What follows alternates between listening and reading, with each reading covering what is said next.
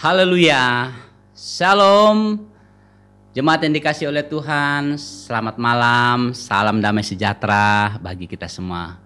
Bertemu lagi bersama dengan saya, Pendeta Mas Riusya, Gembala Gereja Kemah Injil Indonesia Filipi Cengkareng dalam program Sahabat Mengasihi Yesus, yaitu dalam ibadah doa kita pada malam hari ini.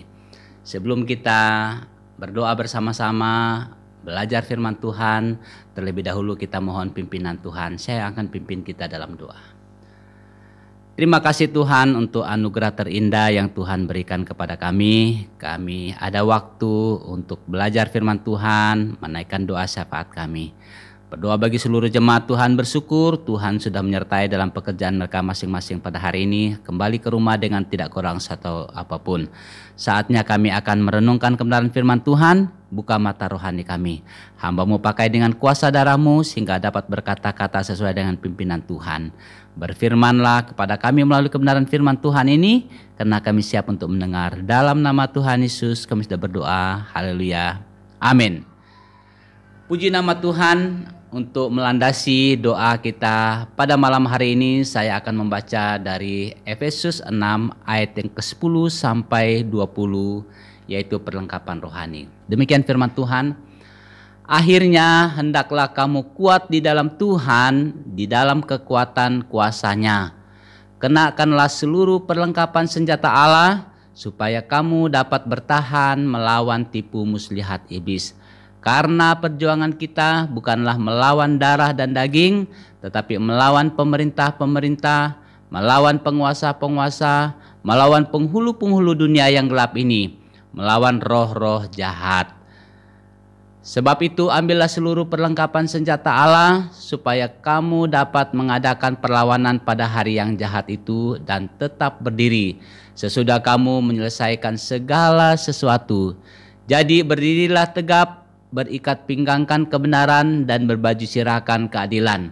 Kakimu berkasutkan kerelaan untuk memberitakan Injil damai sejahtera. Dalam segala keadaan pergunakanlah perisai iman, sebab dengan perisai itu kamu akan dapat memadamkan semua panah api dari si jahat. Dan terimalah ketopong keselamatan dan pedang roh, yaitu firman Allah.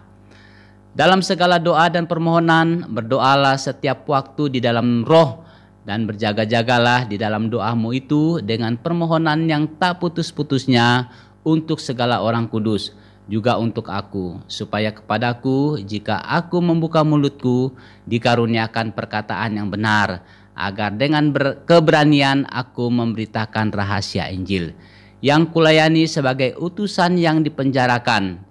Berdoalah supaya dengan keberanian aku menyatakannya, sebagaimana seharusnya aku berbicara. Puji Tuhan yang berbahagia, setiap kita membaca firman Tuhan, merenungkan, serta melakukan dalam kehidupan kita hari lepas hari. Jemaat yang dikasihi oleh Tuhan, saya menyimpulkan melalui pembacaan firman Tuhan ini yang menjadi perenungan kita adalah perlengkapan rohani. Tidak sedikit umat Tuhan tanpa disadari hanya mempersoalkan masalah dalam hatinya. Persoalan masalah yang ada di dalam hatinya. Sehingga hidupnya semakin terikat dengan berbagai macam masalah. Karena dia hidup di dalam persoalan dan masalah dan tidak membereskan hatinya. Sebetulnya persoalan tersebut bukan pada besarnya masalah, tetapi bagaimana kuatnya kita dalam menghadapinya. Yesus memberi jaminan bahwa selama kita menggunakan perlengkapan senjata Allah, maka bukan saja kita dapat bertahan menghadapi masalah, tetapi kita dapat kuat untuk menghadapinya. Ini yang disampaikan dalam Efesus. Kita baca tadi pada ayat yang ke-14 sampai dengan ayat yang ke-18. menjadi perenungan bagi kita adalah mengapa umat Tuhan harus menggunakan perlengkapan senjata Allah. Saya membaca dari ayat yang ke-10 mengatakan, akhirnya hendaklah kamu kuat di dalam Tuhan, di dalam kekuatan kuasa-Nya. Berarti yang pertama adalah karena kita tidak memiliki kekuatan dari diri kita sendiri. Oleh karena itu kita mempergunakan kelengkapan senjata Allah dan kita harus kuat di dalam Tuhan, di dalam kekuatan kuasa-Nya. Artinya, walaupun kita berusaha dengan segala kekuatan kita, tetaplah kekuatan kita terbatas. Mengandalkan kemampuan kita, kehebatan kita, dan juga segala sesuatu yang ada pada kita, tetaplah kita terbatas. Sangat jelas dituliskan dalam Yohanes 15 ayat yang ke-5 mengatakan bahwa di luar aku kamu tidak dapat berbuat apa-apa. Janganlah kita mengandalkan kekuatan kita, janganlah kita mengandalkan manusia, tentu kita akan kecewa. Andalkanlah Tuhan yang memiliki kekuatan yang luar biasa itu. Dan yang kedua adalah, mengapa umat Tuhan harus mempergunakan perlengkapan senjata Allah?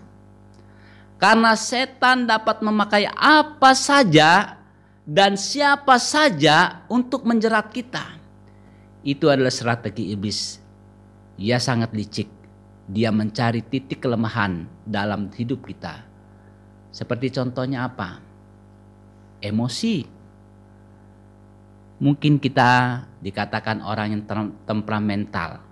Dan iblis menggunakan kesempatan itu untuk menjatuhkan kita. Mungkin kita ada masalah, ada kepahitan, akar pahit dalam kehidupan kita. Iblis menggunakan itu. Oleh karena itu hati-hati. Iblis punya strategi yang begitu jitu. Dia melihat titik kelemahan kita. Disitulah dia pakai untuk menjerumuskan kita. Mungkin juga kita dihidap suatu penyakit yang mungkin sudah menahun, tidak sembuh-sembuh. Dan iblis juga menggunakan kesempatan itu untuk menjerumus kita. Dan juga iblis mencoba pada kelemahan tersebut dengan sesuatu tujuan adalah untuk menjatuhkan kita. Itulah sebabnya selalu kita berdoa, memohon kekuatan yang daripada Tuhan. Karena kita tahu iblis menggunakan kesempatan itu untuk menjatuhkan kita. Saudara yang dikasihi oleh Tuhan, selama kita berjalan dan mengenakan perlengkapan senjata Allah, maka kita akan peka terhadap titik kelemahan kita dan siap melawan strategi iblis tersebut. Dan yang terakhir, mengapa umat Tuhan harus mempergunakan perlengkapan senjata Allah? Yang ketiga adalah karena orang yang menggunakan perlengkapan senjata Allah pasti dapat bertahan. Puji nama Tuhan. Ini adalah jaminan firman Tuhan bagi kita. Setiap orang yang menggunakan perlengkapan senjata Allah, mengenakannya pasti dapat bertahan. Orang dunia boleh merancangkan segala kejahatan kepada kita. Tetapi orang yang mengenakan perlengkapan senjata Allah pasti tidak bisa dikalahkan. Karena roh Allah yang ada dalam kita lebih besar daripada roh yang ada di dalam dunia ini. Oleh karena itu saudara yang dikasihi oleh Tuhan, kenakanlah seluruh perlengkapan senjata Allah itu dalam kehidupan kita. Supaya kita dapat kuat dan bertahan. Dan sebagai penutup bagi kita adalah saat-saat sulit yang kita hadapi saat ini bisa dipakai iblis untuk menjerumuskan kita. Oleh karena itu, kenakanlah seluruh perlengkapan senjata Allah supaya kita dapat bertahan dan dapat melakukan perlawanan terhadap musuh kita, yaitu iblis. Tidak ada yang bisa menjamin keselamatan kita. Hanya Yesus Kristus jaminan keselamatan hidup kita yang kekal. Oleh itu datanglah kepadanya dan ia adalah jawaban dari setiap persoalan kita. Mari kita berdoa. Terima kasih Tuhan untuk anugerah terindah Tuhan berikan kepada kami.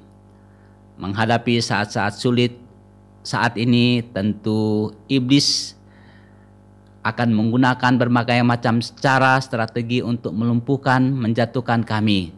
baik itu dari sisi kesehatan kami, ekonomi kami, dan pekerjaan kami, dan keluarga kami. Tapi kami bersyukur pada hari ini melalui jaminan firman Tuhan. Saat kami menggunakan perlengkapan senjata Allah itu, mengenakannya dalam kehidupan kami, maka kami dapat bertahan, bahkan dapat melawan segala tipu muslihat iblis itu. Bersyukur atas kebenaran firman Tuhan pada malam hari ini. Dalam nama Tuhan Yesus kami sudah berdoa. Haleluya. Amin. Puji nama Tuhan. Kita akan lanjutkan pokok-pokok doa kita di rumah kita masing-masing sesuai dengan pokok doa yang sudah disampaikan. Puji nama Tuhan, Tuhan Yesus memberkati kita. Salam sehat, salam damai sejahtera.